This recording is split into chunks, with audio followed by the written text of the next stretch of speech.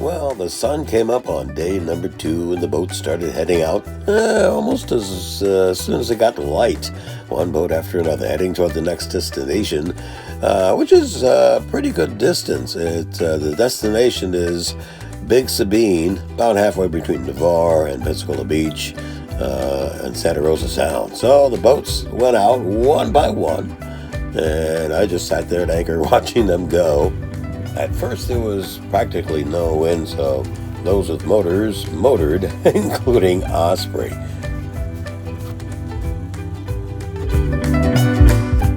Though I saw some dolphin, I really did, underneath that water somewhere. And of course, more participants heading in the same direction I was going. Unfortunately, we had the motor for a while, but then we got the sail. And as you can see, it turned out to be a beautiful sail.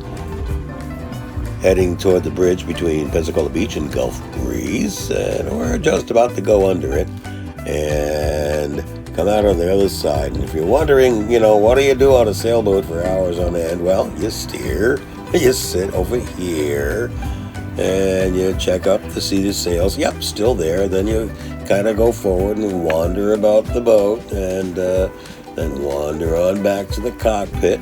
And then you sit on one side of the cockpit, and then you sit on the other side of the cockpit.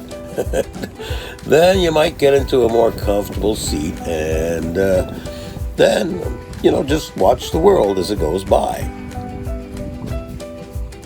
And sometimes you see something unexpected in the sky. But then, of course, what are you doing? You're basically sailing and standing up and sailing.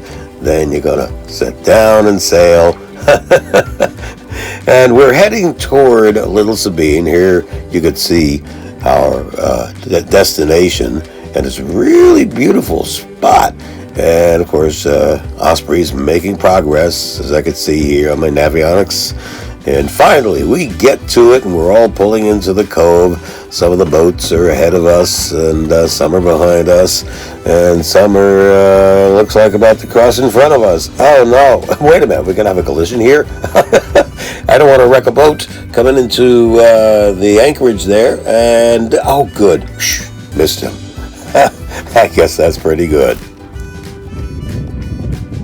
So as you can see, the anchorage is actually it's a really beautiful spot on the backside of Santa Rosa Island, and the boats are all small, with the exception of Osprey, unfortunately. I need 4 feet of water, so I have to anchor off the beach, but the small boats can pull themselves right up, and everybody gets off and starts to visit with each other, and somehow beer magically appears, and it turns into an onshore party.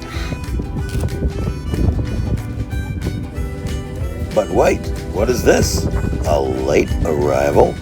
As I mentioned earlier, this was a flotilla of small boats, a lot of them are home-built, and this one sails surprisingly well for a bluff bow kind of boat. And of course I had to go visit with my grandnephew, Sam, and his friend there.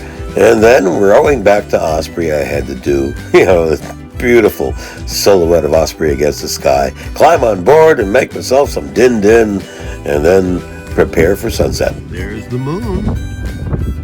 La Luna. I swing around. There's the sunset. And so ends day number 2 of the Florida 120 as the sun sets into the western sky.